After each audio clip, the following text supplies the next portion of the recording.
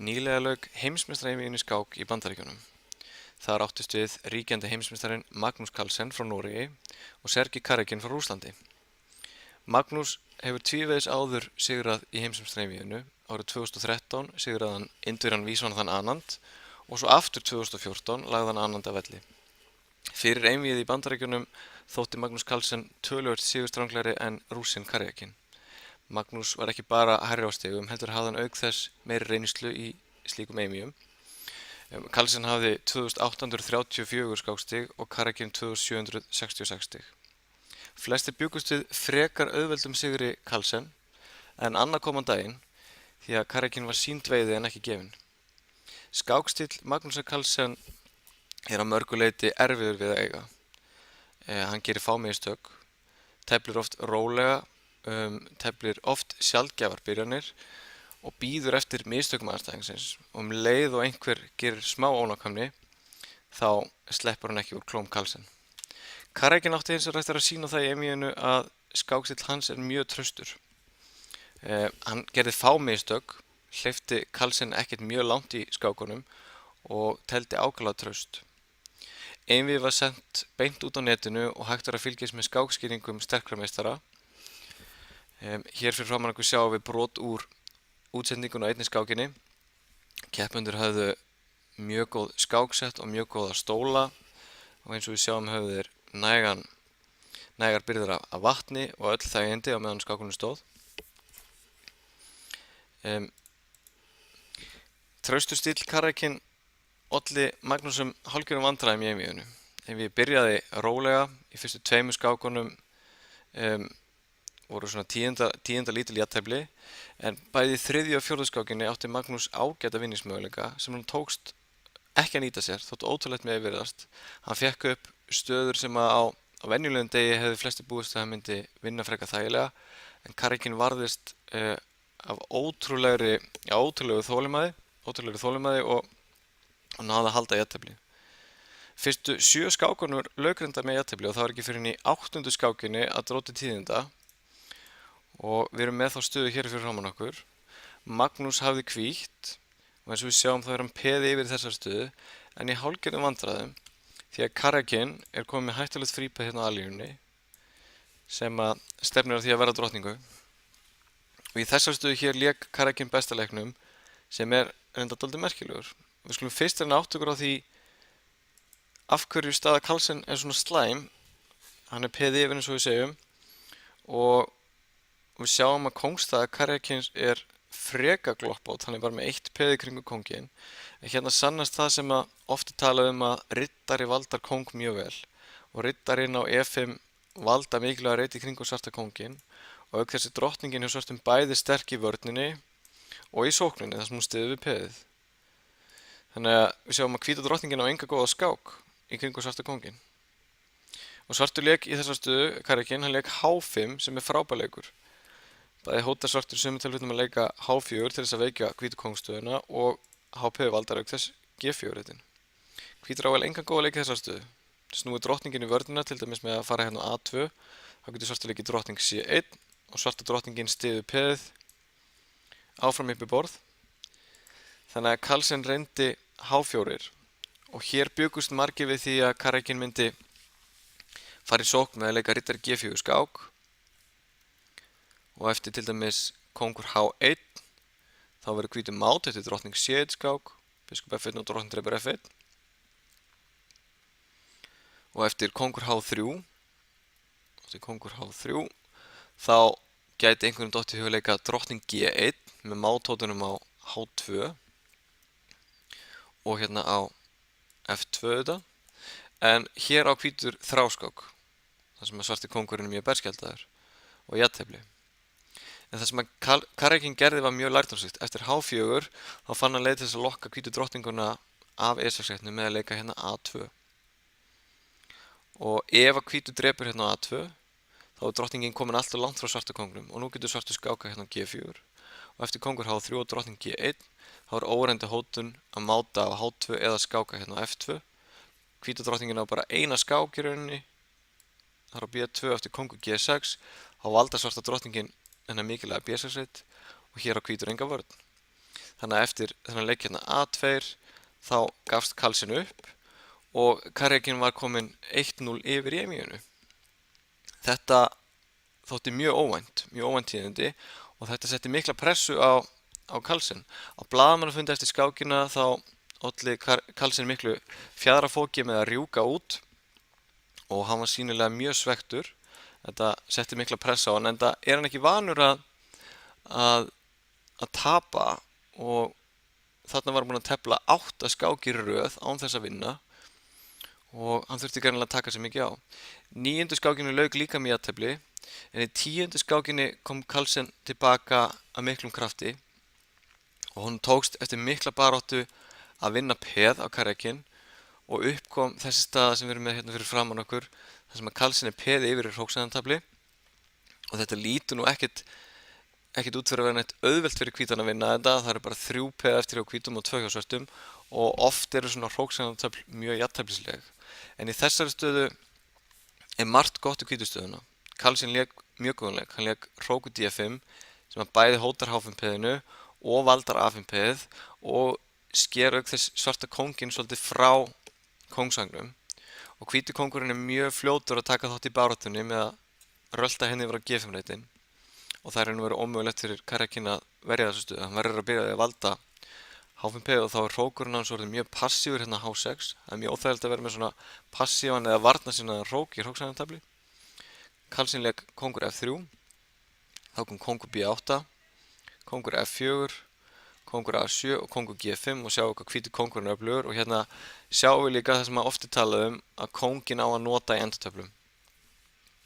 Karjakin bakkaði með hrókin á H8 og þá kom kóngur F6 og hugmyndin með þessum leik svo að kóngurinn á leiðinni hérna niður á G7 til þess að hóta svarta hróknum sem að verður að halda sér á H-línunum til þess að halda valdi á H5 peðinu og leið á hvíti leikur kóngur G7 þá verður hrókurinn að fara af H-línunni og þá getur hvíti bara hirt H5 peðið og þá með 2 samstað frípeð á kóngsvagnum. Karjakin hefði getað reynt hróku G8 en þá hefði Carlsen væntanlega leikið hróku G5 sem að býður svörtum í uppskipti. Svartum má alls ekki fara í uppskipti, þá dreipur hvítur bara með H-peðinu og fær sér drottningu og ef hrókurinn fer þá hirðir hvítur H5 peð og vinnur auðveldlega. Þannig að eftir hennar leik kóngur F6 þá gafst Karjakin upp og Carlsen var búinn að jafna einvígið. Carlsen var greinilega mjög létt eftir þetta og einungis 2 skákir eftir og mestöll pressan farin á honum. Síðustu 2 skákunum lauk líka með jafntefli og það var því ljóst að eftir 12 skákir var staðan orðin 6-6 og Carlsen og Karjakin þurftu því að fara í bráðabanna. Og reglurnar bráðabanna voru þannig að þeir áttu að tefla 4 atskákir og þar var umhugsunartíminn töluvert styttri en í kappskákunum í einvíginu. Þeir hefðu þá 25 mínútur á alla skákina auk þess að 10 sekúndur bættust við hvern leik. Og það má eiginlega segja að Carlsen hafi stýrt einvíginu út í atskákinnar með að gera stutt jafntefli í síðustu skákinni því hann hafði greinilega mikla trú á því að hann myndi hafa betur í stytturskákunum. Karjakin hafði telt mjög traust allt einvígið og Carlsen hafði væntanlega trú á því að í atskákunum myndi hann geta sett meiri pressu á Karjakin þar sem hann hefði minni umhugsunartíma. Fyrsta atskákin endaði í 10. litlu jafntefli og í annarri atskákinni þá fekk Carlsen upp mjög vænlega stöðu. Hann teldi mjög vel, fekk upp endatafl þar sem hann hafði 2 biskupa og 3 peð gegn hróku 3 peðum en á einhvern ótrúlegan hátt náði Karjakin að halda jafntefli þrátt fyrir að Carlsen hefði fengið upp vinningsstöðu. Flestir hefðu þá búist við því að þetta myndi slá Carlsen út af laginu, að klúðra vinningsstöðu en Carlsen hefur þann eiginleika sem að kannski lýsi því vel hversu frábær skákmaður hann að jafnvel þó að gangi illa hjá honum hann tekst honum yfirleitt að rétta hugarfarið af og koma á krafti aftur inn í næstu skák á eftir. Og það gerði hann svo sannarlega í 3. atskákinni. Þar teldi hann að miklum krafti, þó hann væri með svart, fór strax í sókn og Karjakin þurfti að verjast, þurfti að eyða miklum tíma og þegar Karjakin var komin í töluverða tímapressu þá kom þessi staði hérna upp og við sjáum að peðastaðan á miðborðinu er svolítið læst. Svartur með gríðarlega öflugan riddara hérna á E3 en biskupinn hans á F6 fangi eigin peða og ef að svartur geti bætt eitthvað í stöðunni þá myndi hann helst til að taka þennan biskup og setja hann út fyrir peðakefna, til dæmis hafa hann hérna B6 eða C5 eða eitthvað þar. Þar var hann miklu betri. En í þessa stöðu lék Carlsen ótrúlega lærdómsríkum og flottum leik. Hann lék hérna peðinu sínu á E4, fórna peði til þess að breyta stöðunni, og þetta var mjög erfitt fyrir Karakin sem eins og áður sagði væri mikill tímapressu.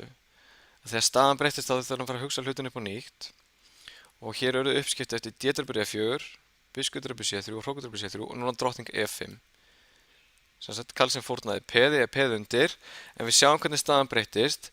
Karakin situr eftir með hennan varnarsinnaða passíva biskup sem er fangi eigin peða, rekst í hvítu peðin. Svartur ræður yfir mikilvægum svörtum reytum á miðborðinu og er auk þess að fara að taka yfir A-línuna líka með þennan sterka riddara áfram á E3 sem verður ekki hrakinn í burtu. Tæknilega séð þessi staða svona það bil í jafnvægi samkvæmt tölvunum, en það er ótrúlega erfitt að verjast með hvít í þessu, sérstaklega í tímarhæki. Og Karakin lék þessa stöðu hrókur C1 og þá kom hrókur A8. H3 og H6 svörtum liggur í raun og veru ekkert á, þó að hvítur sé peði yfir þá getur svartur beðið rólegur og sett press á hvítan. Kongur H2 og núna bætti Carlsen stöðu drottningarna með að leika drottning D4, drottning E1 og drottning E1 og drottning B2.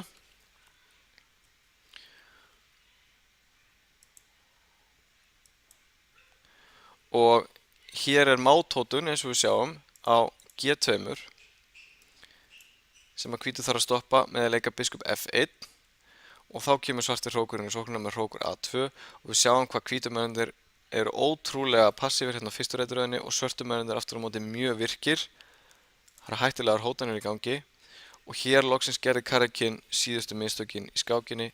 Hann hefði getað bjargað sig með að leika hérna hrókur B1 og hóta svörtu drottningun og reka hann í burtu, en hann hirti peðið hérna á C7 og hér hefði komið sterklega til greina fyrir Carlsen að taka hérna á G2, en hann lék eiginlega bara einfaldasta og sennilega bara besta leiknum í stöðunni, hrókur A1 sem að hóta hvítu drottningunni og biskupin á F1 fellur í kjölfarið og Karakin gafst upp hér.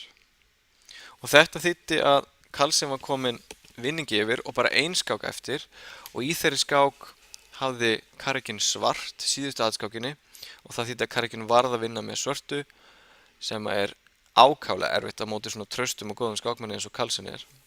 Carlsen hafði hvítt og dugði í jafntefli og hann teldi ákaflega traust og Karakin komst mjög lítið áfram. Hann hefði þurft að búa til einhverja flækjur til þess að fá vinningsmöguleika. Þessi staða hér kom upp og Karakin var að leika í síðasta leik hrók frá C7 yfir á A7. Báður áttu lítinn tíma eftir í þessari stöðu og við sjáum að Carlsen er skiptamun yfir akkurat núna. Hann er með hrók fyrir biskup sem venjulega er mjög gott, en hvíta kóngstæðin er aðeins opin og gloppótt, þannig að það er smá möguleiki fyrir Karakin að valda einhverjum vandræðum í kringum hvíta kónginn. En Carlsen reiknaði dæmi til enda og drap núna óhrættu peðið hérna á F4 með drottningu. Karakin skákaði á A2 og hvíti kóngurinn fór hérna niður á H1 og þá kom drottning F2 sem að hóta máti á G2. Þetta lítur hættulega út fyrir hvítan, þessi mátótun og þessi opna kóngstæða, en hvíti getur auðveldlega valda G2-rautin, bæði með drottningunum sinni eða hróknum. En Carlsen, hann valdi að sjálfsögðu bestu leiðina. Hann var ekkert að hafa neinar áhyggjur af þessu og hann hugsaði hérna í smástund, sennilega til þess að fullvissa sig það að mátleiðin sem hann sá gengi fullkomlega upp. Hann lék hrókur C8 skák og svartur á tvo eðlilega leiki, hann getur annars vegar leikið biskup F8 eða kongur H7. Karakin sá eftir biskup F8 þá á hvítur þvingamát með að drepa hérna F8, kongur dreipur, hrókur dreipur F7 og við sjáum að svartur verður mjög fljótlega mát, til dæmis eftir framhald eins og þetta hér, drottning G6 mát. Þannig að eftir hrókur C8 skák þá lék Karakin kongur H7 og fljótt á litið lítur þetta ekki sérstaklega vel út fyrir hvítan því hann á tvær skákir, hrókur H8 eða drottning H6 og það líta báðar illa út. Svartur hótar máta með hann, þannig að hvítur verður að flýta sér. En Carlsen var að sjálfsögðu búinn að reikna allt til enda og lék drottning H6 skák og Karakin gafst upp leið og þetta er glæsileg drottningafórn sem að tryggja hvítum sigurinn, því ef að svartur drepur þetta með peði þá kemur hrókur drepur F7 og mát, og ef að svartur drepur með kóng þá kemur hrókur H8 og þetta er líka mát. Þriðji sigur Carlsen í heimsmeistaraeinvígi og hann má vera ánægður með glæsilega takmennsku, sérstaklega er hann fallega lokanhygg. Það er spurning hvaða skákmanni tekst að sigra Carlsen í einvígi í framhaldinu. Það verður spennandi að fylgjast með því eða hvort hann verður heimsmeistari bara ókomna tíð. En það má allavega segja það að Magnús Carlsen er verðugur heimsmeistari í skák. Takk fyrir þetta.